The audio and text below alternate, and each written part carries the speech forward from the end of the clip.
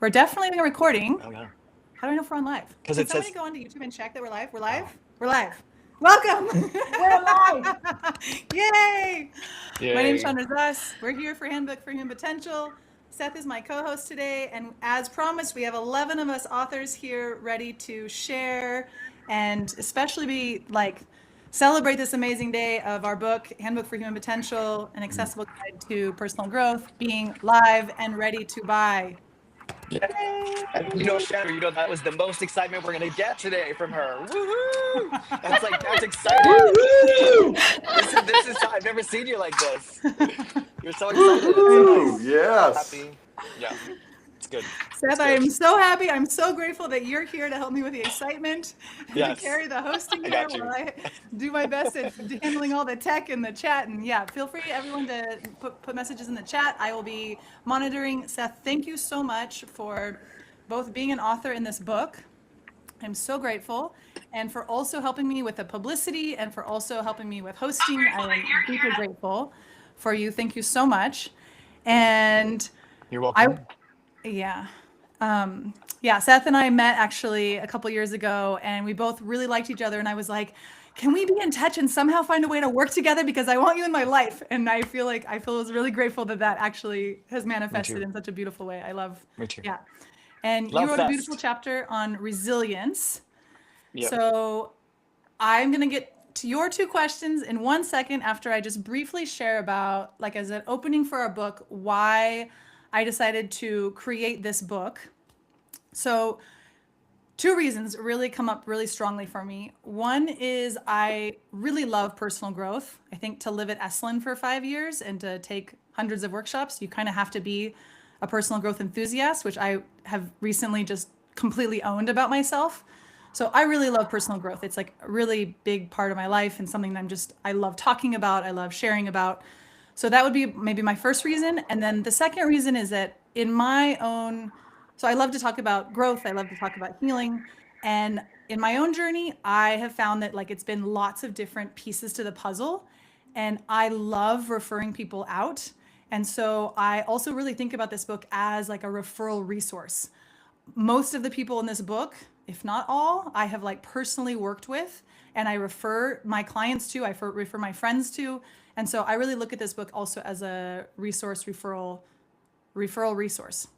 So those would be like my two biggest things. And I think the biggest takeaway that I hope that people get from reading this book is that there is so much that we can do to take charge and be empowered in our well-being, in our healing, in our thriving, in all of the spectrums that they're my biggest reason for asking every author to do a key takeaway at the end was so that readers could be like, this chapter really resonated with me and here is something that I can do today to like start inching those changes.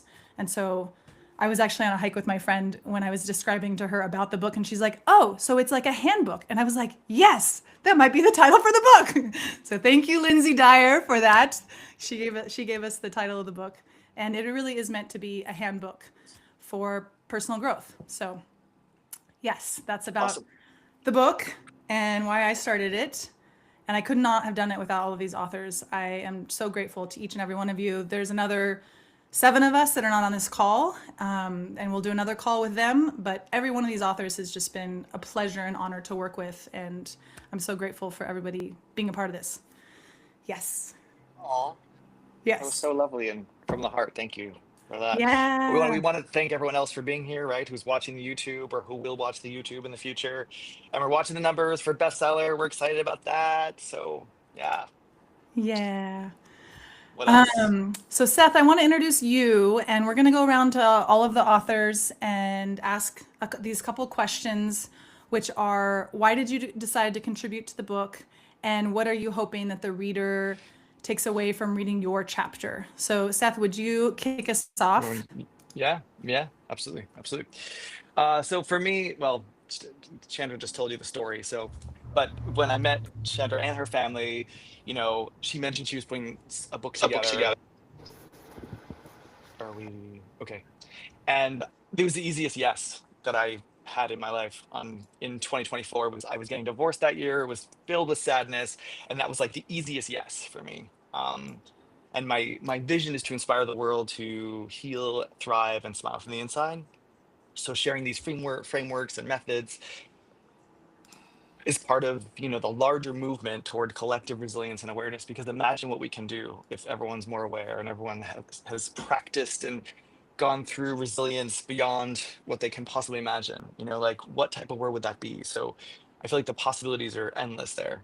So that was the reason why I contributed. um, for my particular chapter called Frameworks for Facing Hard Times. um, I'm showing readers that the greatest potential becomes accessible the moment they deepen their awareness and strengthen their resilience. And I give them what I feel to be practical, compassionate, repeatable frameworks. So I have the 6 levels of awareness, the SMILE method, and the GRACE method. And it's to help people navigate through hard times, move through pain with intention, which is important, and actively reshape their lives from the inside out.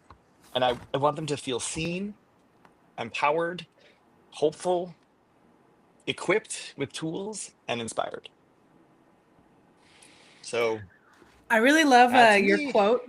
I really love your quote, Seth. This really stuck with me that resilience isn't just enduring hardship, it's thriving through it. I Mm, think that's a really powerful quote. yeah. You just write things sometimes, and it's like, wow, that was really awesome. Yeah. All right. So shall we Nice. continue on the getting to know everyone Yeah. here? And Thank you, okay. Seth. All right. And I'm Cool. gonna go Yeah. ahead and keep popping in for everyone listening, I'm gonna keep popping in the link like I'm gonna do right now. That this link, you can go ahead and click on it and buy our book on Amazon right now. So I'll keep popping that in Pop the as leg, we pop the leg. Yes. as we keep sharing. I was just like, all my posts are like, buy the book, buy the book, buy the book. What was I going to say? Okay, so try and keep your answers to 4 minutes or less, just because we have 10 more people to get through. And first on my list is Teresa. You're up. Hi. Hi. Sounds like you can hear me. Your audio sounds Yes. amazing, Teresa. Oh, good. Amazing. It wasn't that great during the test run, so I'm glad you can hear me now. So the first question is, why did I want to be part of this book? And it comes down to I'm here to help. I want to help people. And I met Chandra at the networking group that I run with, or was running for about 4 years, 3 or 4 years, with a good friend of mine. And she talked to me about it, and I thought, sure. And then I started learning about the other authors, and I was like, yeah. So it's an honor, really, to be here with all of you, and what you bring to the table. So thank you. And the second question, what do I want readers to take away? What's the one thing that I want them to take away from reading my chapter? And that is, so my chapter is living in the frequency of love. And anyone who knows me knows that I embody that energy. I think it's the highest form of energy you possibly can have, energy of source. And it's not all rainbows and cupcakes. Life throws us curveballs, but like Seth was saying and Chandra pointed out, you can thrive through those times. But when you live in the frequency of love, you have unwavering character. You know who you are, you know who you're connected with, and you learn how to live life unapologetically, and you thrive. And that's what I want people to get out of this. My chapter is that knowing. Because when you're connected to yourself and you're connected to love, you just know. Love that. Thank you. I just got goosebumps. Thanks for that. What was really funny Thank too when you you. said rainbows and cupcakes? I was like, oh, that's a new one for me. And I obviously discovered cupcakes you can like pull them apart and put together so that the cream is in the middle. It's like that. I didn't think about cupcakes could get any better, but So they good. got better. But so thank you for saying that, because rainbows and cupcakes are amazing to me. Thank you, Teresa. I appreciate Thank that. you. Yeah, thank you, Teresa. I Uh, really appreciate that. And I want to just pop in here really quickly with the chat. I realize that it comes up kind of big, but I have this option to like share what people are saying on the chat, and I have people in there saying, one, Britta, what an amazing writer Britta is, which I would 100% agree Mhm. with. And I have people saying, already bought my copy, just got mine, gonna buy more today. So, yeah. Ooh, and I have someone else saying that that's my life mission, Teresa. Thank you. Um, all right, next up is Greg. Where are you? Hello there, can you hear me? Yes. Yes, okay, awesome. So why did I join this group and write a chapter in this book? I met Chandra after a talk I gave about ketamine for mental health. And she came up to me and said, have you ever thought about writing a book? And I was like, nope, never been like on my list of things I want to accomplish in my life. Never really considered it. And she's like, well, how about a chapter in the book? And I was like, okay, I think I could do that. And I thought about it and I was like, well, I'm wildly passionate about ketamine for mental health and psychedelics for mental health. So if I can talk on that, then absolutely I'm in. And it's hard not to be passionate about something that you see that literally changes and saves lives right in front of you.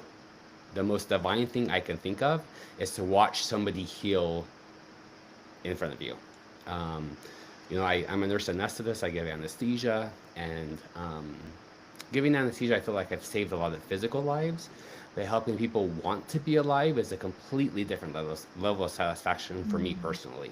And so I wanted to get the word out. I want to help break the stigma that ketamine is only a recreational drug, that's only the horse tranquilizer, and I want to help people know that it's available. So many people don't know it's available. Also, many people have heard of it, but they don't know it's covered by insurance. So it's available, it's affordable, and so I just wanted to share my experience working with this incredible medicine and how it can really, like I said, change and save lives. So I could talk about it all day, every day, and I do. I'm so grateful that I get the opportunity to talk about this treatment every single day. So, and I'm also honored to be part of such an incredible group of individuals. I feel so grateful to be asked to be a contributor. So, thank you so much. Right. Thank you. I think you answered both in there. Right? Yeah. Yeah. Well, I still have more for the second one, but yeah. Oh, go ahead. So also I want what I want people to take away from this is the need to address your mental health, because mental health, when it's unaddressed, can be a huge roadblock to our path to achieving our human potential. So many of my patients have suffered for many years before they ever got help, and I think a couple of reasons for that is one, stigma, but two, a lot of times people don't know that what they're suffering from is actually depression or anxiety or PTSD or something like that. So so I encourage people to take a deep dive into themselves, maybe talking with family members, people who know you, who love you, who see you from a different angle, that see you from the outside, because sometimes they have a different perspective. And if there is a concern that there is some mental health concerns that you're dealing with, go get assessed and seek treatment. And maybe ketamine isn't the right treatment for you, and maybe it is. But if it is, take my recommendations of how to find a great provider in your area for this treatment. I train providers all over the country on how to do ketamine treatments, and I can say that there are a lot of amazing providers giving this treatment everywhere in the country. So I really believe that addressing any underlying mental health conditions can really provide a springboard to help you achieve your human potential. So, Thank you. I appreciate that. Sandra. I want to do a small little plug here because I went to one of Greg's lectures, and one of my friends works for Greg, and I heard through the grapevine that his ketamine clinics are some of the best. Maybe I've heard the best in the nation. So Oh, wow. yeah, That, and I'll do like a small little plug. One of the topics that I really wanted in this book was psychedelics, and I'm just so incredibly grateful for both you, Greg, and Burton, like being willing and so open about speaking publicly. Like it's a very special topic that I'm just really grateful is in this book. So I really want to say thank you, big thank you to both of you. thank you, Sandra. All right. Next up is Patricia. And don't forget to unmute yourself. Okay. Yay, we can see you and hear you. Oh, okay, wonderful. Well, first of all, I am humbled to be a small part of a group of such caring, committed individuals. It's very humbling to be here with you all. And also, Chandra, you've just been incredible in putting this together. I will forever be grateful. Why did I decide to do a chapter in this book? I read a poll that stated what the number one fear for Americans are, and that was dying and death. I've been a nurse for 60 years and worked in all different fields. And hospice patients and all my patients have taught me how to live and die well. And so I really wanted to provide information, education, and support to people to know that people don't stop living because they're dying. People continue to live. And allowing people to choose who they want to be with, where they want to be, how they want to be, what they want to leave, is so important to know that they were valuable in their lives and that the family and people that love them are given the tools to care for them in a home setting as opposed to a sterile hospital environment. There's just, we ignore death in this society. It's a very death-denying society. We're used to shutting it away and shutting the door and leaving people with strangers in sterile environments. And it doesn't have to be that way. To be touched, body, mind, and soul, with hope, can be achieved in that phase of our lives. And that's one of the reasons I said yes to the wonderful opportunity that Chandra has created. And what I'd like people to take away from today is that if you know someone who has been given a life-altering diagnosis, that there's hope, that there are things that you can help them achieve in those days or weeks of their lives. And I'm just honored to walk beside people during that part of their journey. And I'm eternally grateful to be here. Thank you all. Oh, I know, right? Thank you for that, Patricia. Chandra, do you want to say something before I say something? I know. I'm like the commentary on No, it's great. It's great. the But you put this book together, and it's all because of you that we're here. So, Yeah, and I've been living and breathing this book for 2 years. yeah. Yeah, it was a huge honor to be a part of your chapter, Patricia, and help create your chapter and edit your chapter and read your chapter. Yeah, it's definitely for me one of the most moving chapters, and I purposely put it at the end of the book. It is such a we have both sex and death at the end of the book, and the psychedelics are also towards the end. We're warm people up with the body in the beginning in part one, and get them to the more out there stuff towards the end. But yeah, your chapter was very touching. Yeah, and such an important message. And yeah, thank you so much, Patricia. Yeah, thank you. As a psychic medium, I'm even more interested now about your chapter. I'm super excited to read it. All right, next up, Dr. Erica.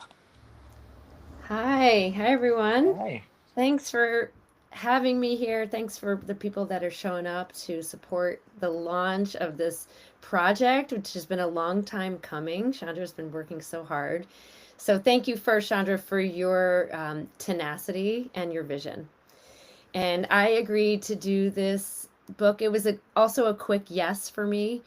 Any opportunity to help spread the good word of how to take good care of ourselves, for people to have tools that are accessible, where they feel like they can take their health into their own hands. Because we have learned in our, this, I don't know, the paradigm that we are in, that we might feel like we have to outsource our knowledge, our wisdom, our decision making to other people. And the more that we can embody the tenets of self-care and understand the various things that are available to us, the more that we can be empowered. And so that's my primary goal and work in this time, is to help people learn how to take good care of themselves, feel empowered to make decisions, be able to advocate for themselves with their doctors, with their families, have language around it. And I love that you use the word accessible in the subtitle of the book, because that's what we want. We want information to be accessible, digestible, and something that people can put into their life the next day. And that's one of my goals with my work, with my education. I wrote a book set that I published 2 years ago, and it's really chock full of information, but I noticed that it also overwhelms people, because they're like, where do I start? And something that I love about this project is you have this beautiful synopsis of these rich topics, and it's a starting place. Like, where do you start? And I wrote about Chinese medicine in this book. I did a nuts and bolts of Chinese medicine. It's like self-care essentials. Let's just try to understand the basics. You don't have to be a master in Chinese medicine. I've been practicing it for 20 years, and I don't consider myself a master in Chinese medicine, but there's always something to take from it. There's always some new language or understanding that we can apply to our life.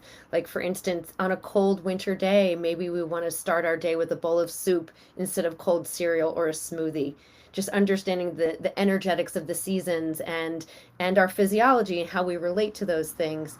So what I hope that people get from my chapter in particular is an introduction to Chinese medicine, or maybe a richening of their understanding of it, a way to recognize that it doesn't have to be one or the other. You don't have to subscribe to one system of medicine. You can understand that they're all available to you. You can grab one thing that you like out of this and one thing that you like out of that, and make your own soup of the things that interest you and work for you. And with Chinese medicine, because it's a truly holistic health form and health system, you can find yourself in the pages. You don't really need to even know what your diagnosis is, but you might read and say, "Oh yeah, that kind of resonates with me. I understand that in my body, even though I haven't heard this language before."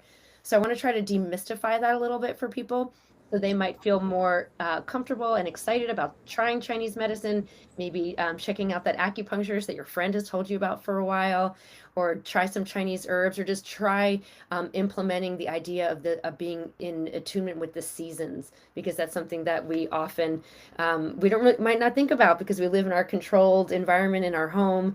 We can actually recognize that we are in this ecosystem and how we might respond to those changes in the year. So I hope that the people that read this book, I hope that they push their edges a little bit, like learn about psychedelic medicine and ketamine. If it's the first time, like, let this be an opening for you. I particularly am interested in learning about more from Patricia and how to be graceful around the death process. This is something that really deserves more time and attention. So I'm just excited to be part of a collaboration where we all have this common goal. We just have different language around it and different pathways, but we're all here to help elevate your journey and to be here for whatever resonates with you. So thanks for having me here. Thank you. Thanks, Erica. Go ahead, Chandra. we're No, I love it. discovering I our love it. pattern. Bring on the enthusiasm. Yeah, Erica, thank you. For me, Chinese medicine and Ayurvedic medicine, the thinking through those lenses have really deeply changed my life. I'm so grateful for looking at imbalances and rebalancing that way. It's been so huge for me. And I love how you brought up the accessible and the digestible, because there was a handful of us authors who really struggled with our chapter, and I think I might be the number one struggler. And I was just tormented. And one of the patterns I really got to see in editing the book was like, each of us, like, we've devoted our lives to our work, and we have so much to say.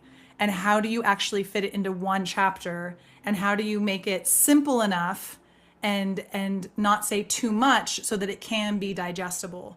And I think this is something that not all the authors, Teresa definitely didn't. Until Teresa's like, here's my chapter, it's done, and it was done. But there was definitely a handful of us that like struggled. I was probably the biggest struggler.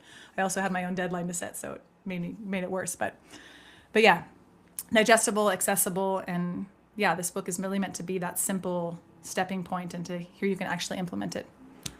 Thank you, Erica.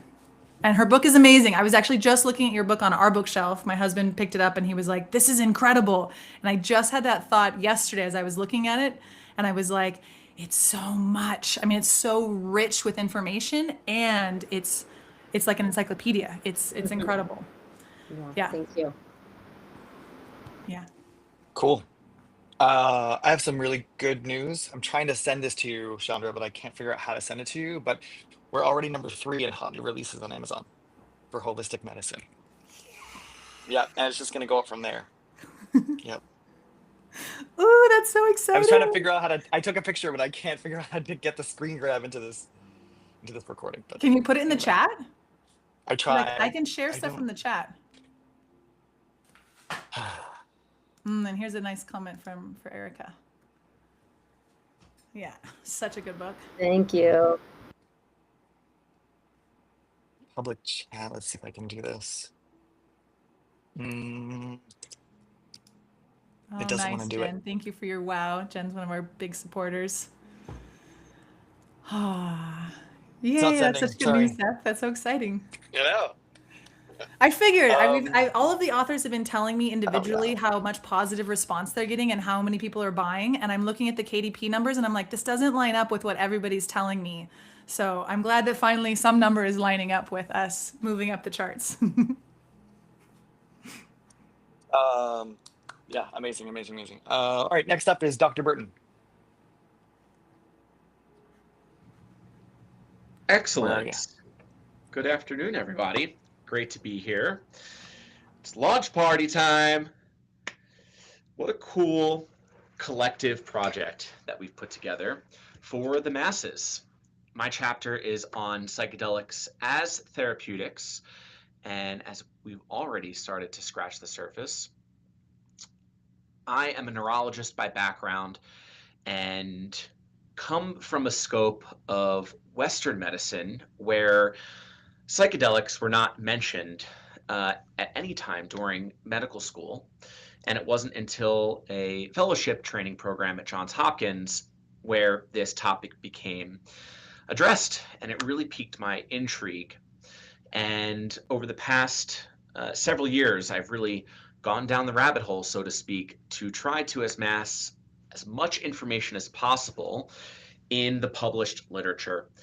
And what I found is that due to Nixon's war on drugs, there is still a lot of misconception and a lack of knowledge amongst the public on these medicines to serve as potential healing mechanisms. And the opportunity is really for me, in my role, to provide education. And I do so by first really challenging the Schedule 1 designation. Schedule 1 being defined as medicines that have no medicinal value and lead to dependency. And of course, with psychedelics, these have been disproven. There are a lot of potential indications. Now, we have learned a lot of information over the past 2 decades about mental health and psychedelics for promoting healing for depression, anxiety, addiction, and PTSD. And we're just beginning to scratch the surface for neurological diagnoses as well, like Parkinson's, dementia, traumatic brain injury. And institutions and universities at some of the top academic institutions in the world are now investigating these as options for treatment.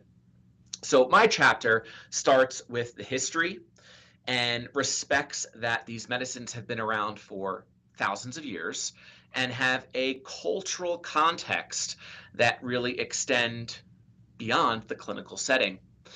And the science is there. We can understand the nuance of anti-inflammatory properties and neuroplasticity and creating new connections. But what I really think is important to underscore is that in science, we tend to dissect everything into receptors and neurotransmitters, but there's something to be said about mental health as part of whole health, and that these medicines tap into something that is ineffable, that there's a magic and mysticism that we probably won't understand potentially ever. And the integration of these medicines is really where the magic happens. That it's not just that patients and individuals can garner a ton of benefit from a single dose, challenging the current paradigm of treatment of daily medications which only treat symptoms, but this chapter really blends well with the other areas of expertise to maximize the benefit, whether that's through meditation, breath work, being mindful about what we're consuming in our body through nutrients, and even our media diet and that content is crucial to understand that if there are those that are first hearing about psychedelic medicines, this chapter is going to give you a beautiful overview. And for those that even have experience and are not psychedelic naive, whether it's in a recreational context or ceremonial context, this chapter expands on the potential to truly understand how to maximize the potential benefit garnered through these therapeutics. It's such an honor to be a part of this project. I really love the ability to play around and not necessarily read the book cover to cover.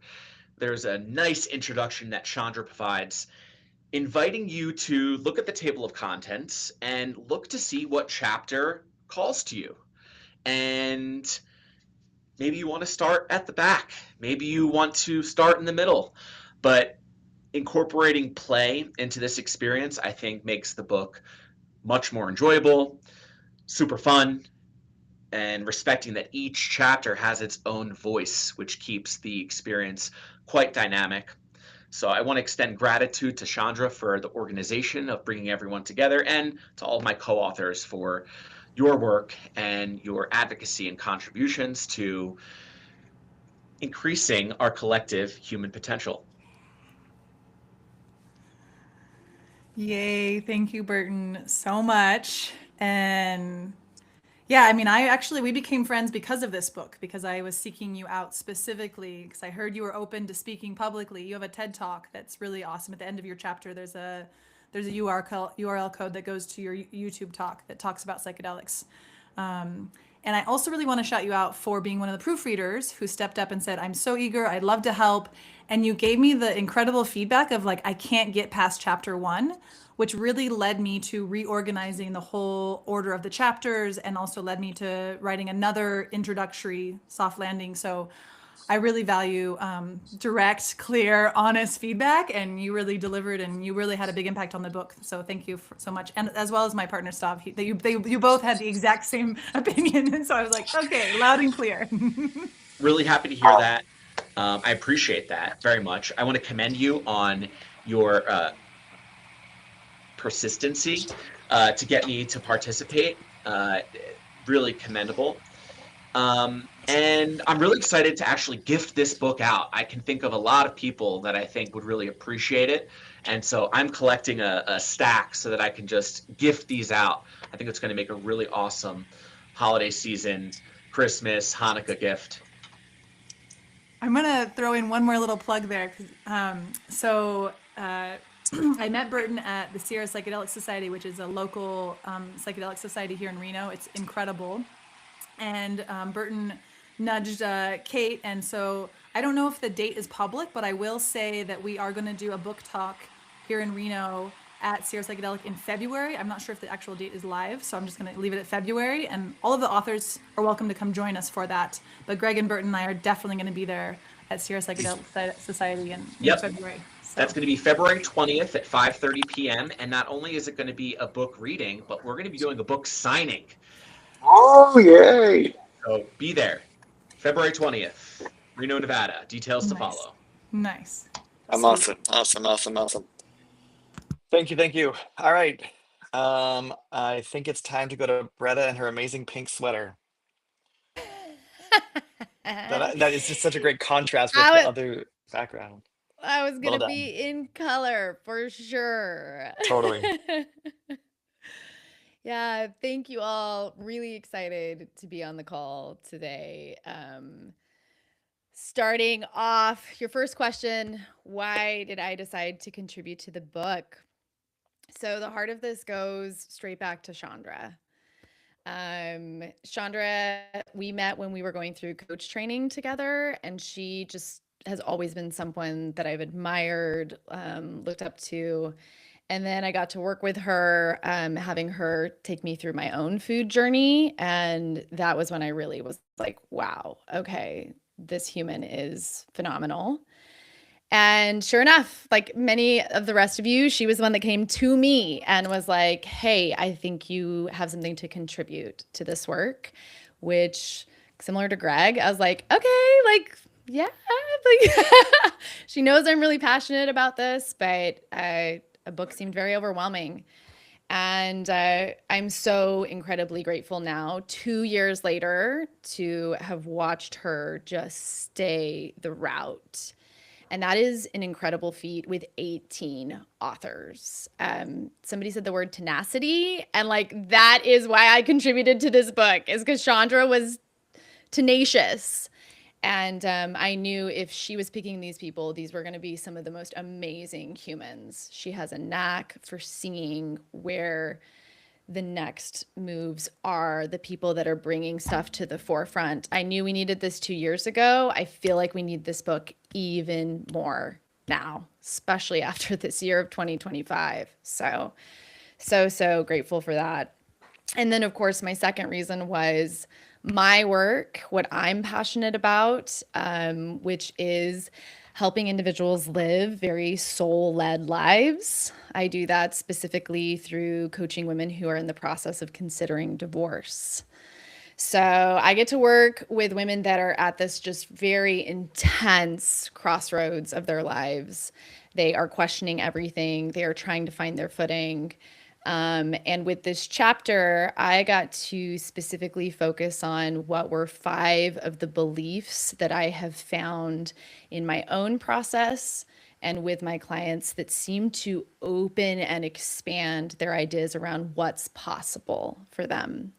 So in coaching, we focus a lot on how our thoughts create our reality. And typically, when we talk about people living big lives or, human potential, all of us want to live our biggest lives. But what gets in the way? And it's often our programming. It's what we've been taught when we were little. It's the ideas that have been implanted into us. It's like the software that's been downloaded before we even had a choice. And to really start changing, you have to go in and start editing that software, uninstalling it. I sometimes think of it as apps on a phone. You got to take off the apps that are no longer serving you, the old patterns from generations past that just don't fit who you are now and what you need most. And I've really felt in my own life and watched this in other women that one of the most difficult things as a human is living a life that you feel is not yours, where you feel like you are there for everybody else, but you yourself don't feel alive to it.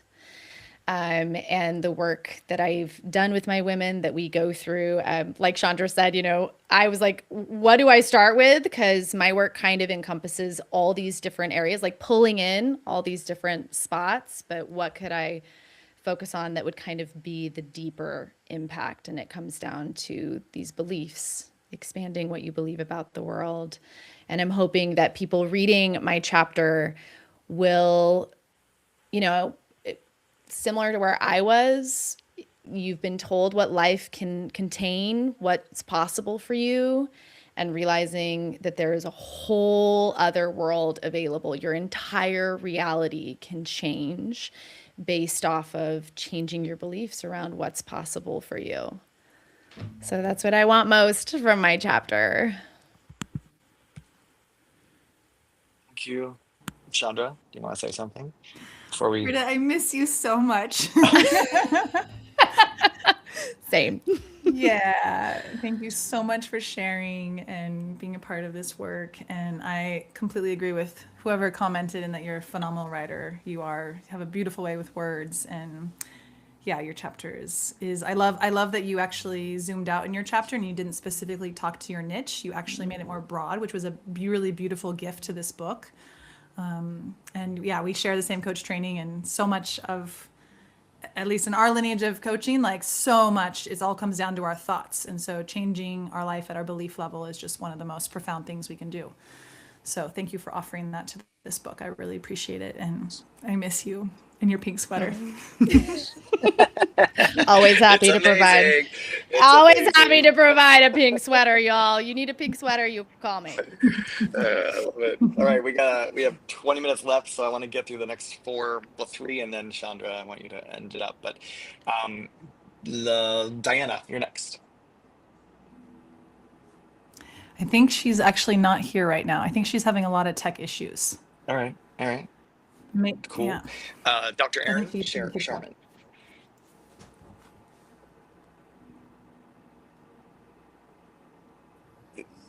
Okay, I think I unmuted myself. There you are. Yay! Okay, hi Yes, we everybody. can hear you and see you. Yay! Okay, I'm Dr. Sharman. I'm a naturopathic doctor. I specialize in pediatric wellness, women's health, and aesthetic medicine. And first and foremost, like all of you, I just feel incredibly honored to be included in this handbook for human potential.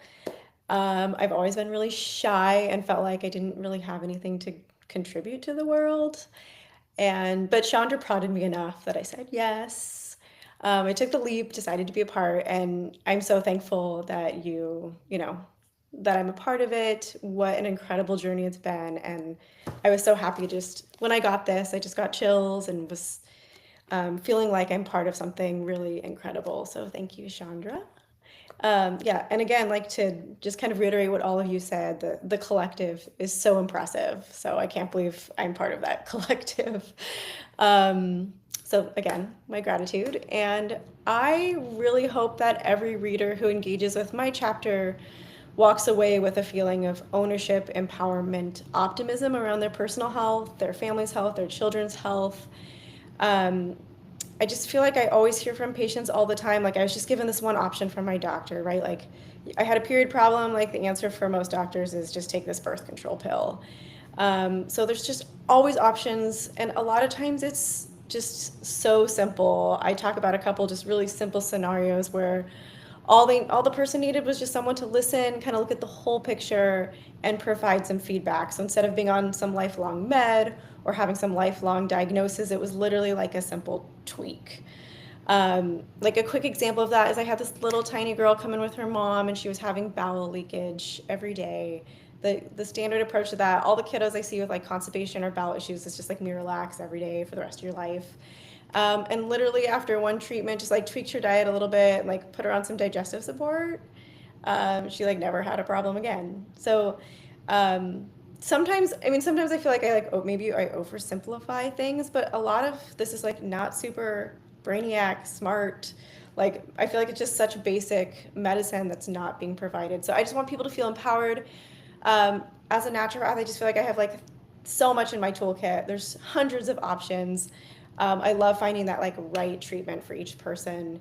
And then also I love helping people in that state where it's like, I want people to know that just because your labs are normal doesn't mean there's not something that can be treated. So just like Chinese medicine or Ayurvedic medicine, we just look at the whole person, we treat the whole person. We don't even have to know what's wrong a lot of the times. And then there's just this miraculous healing process. So I just want people to walk away feeling optimism about health and that there's options. And I'll conclude with my deepest thanks for being a part of this group. A shout out to Chandra for always dreaming and for the amazing potential we all have as humans. Yay! Thank you, Oh, Erin.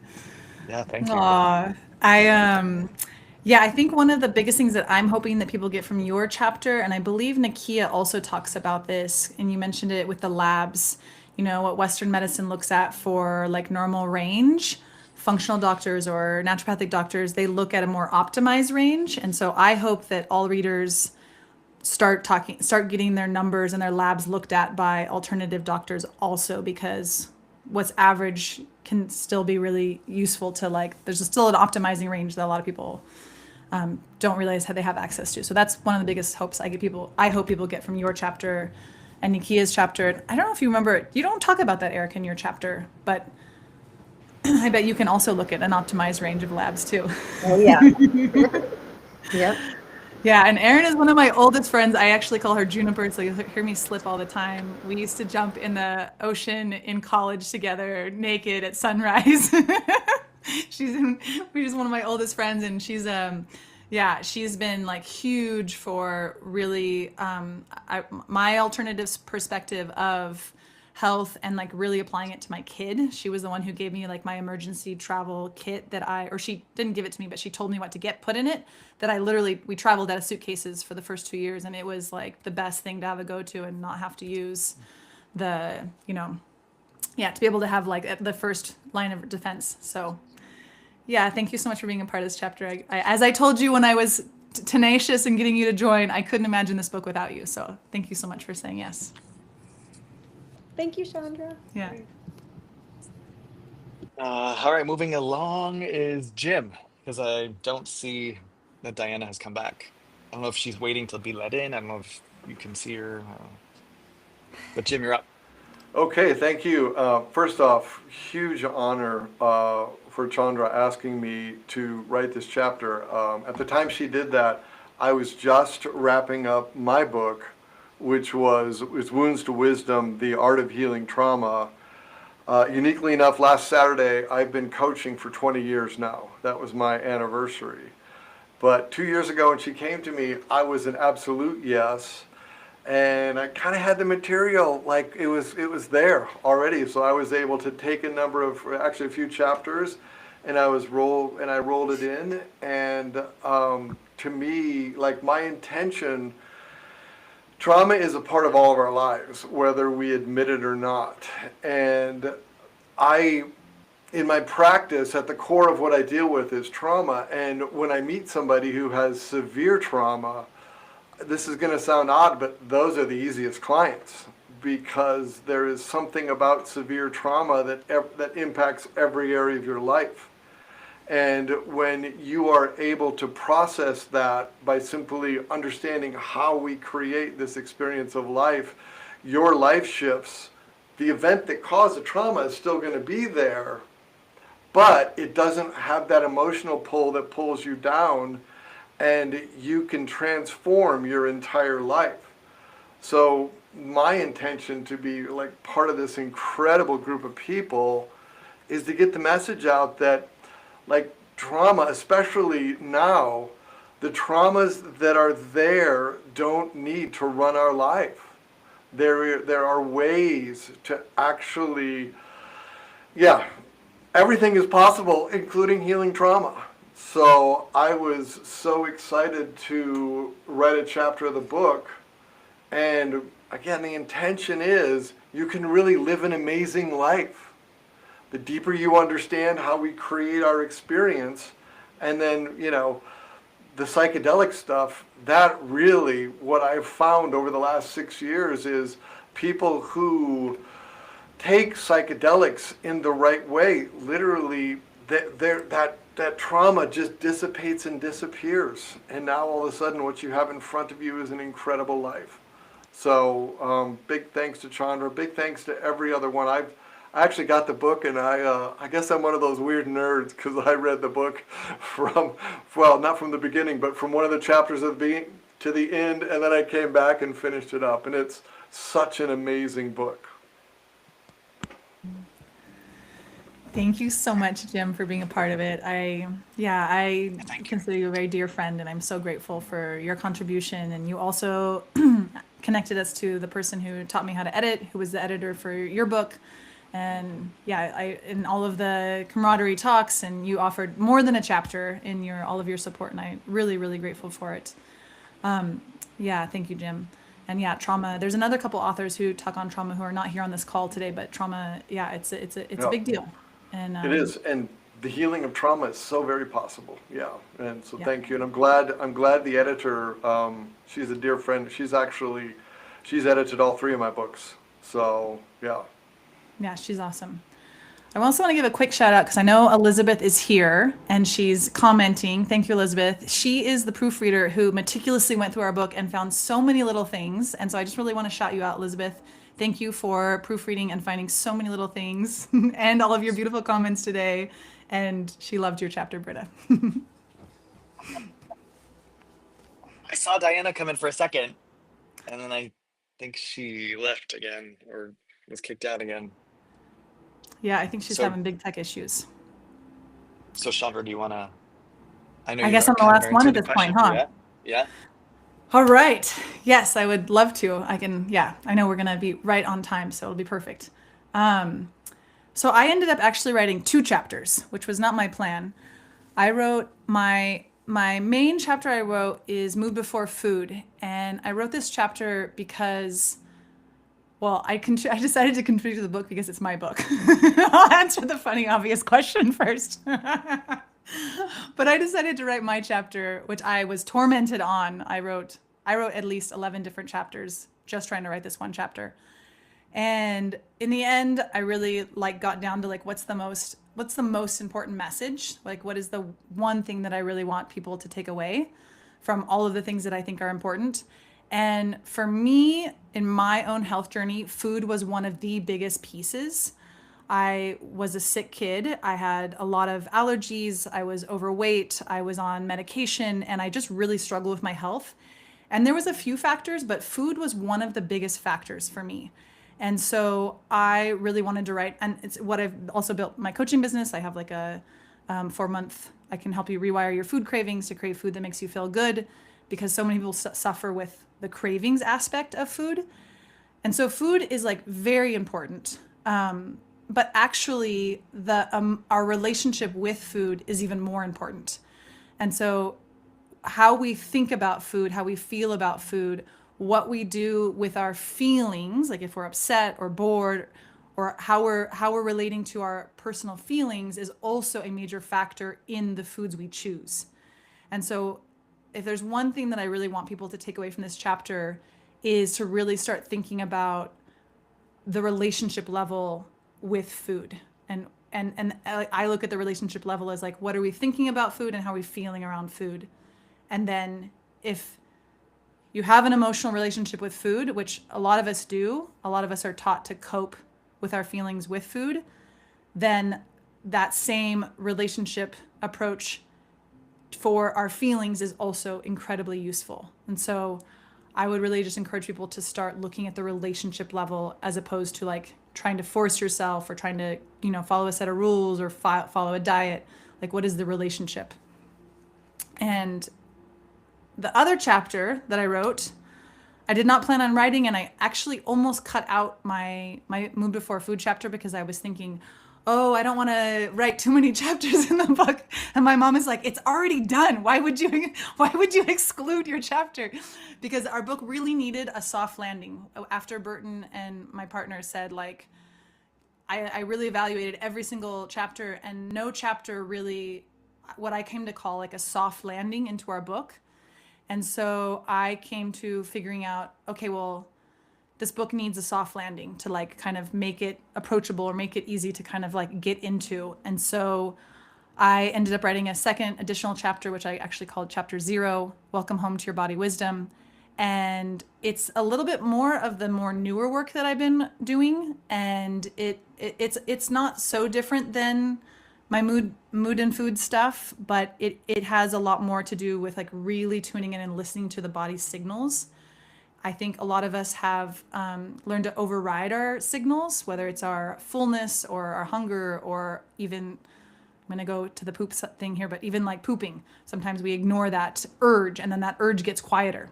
And so I think the one thing that I really want readers to take away from is like you can like rebuild that trust and rebuild that relationship with your body's signals and cues. And the more we listen and the more we honor them, then the louder they get and the clearer the relationship becomes. And so for me, that's one of the most important things that I would love people to take away from my chapters.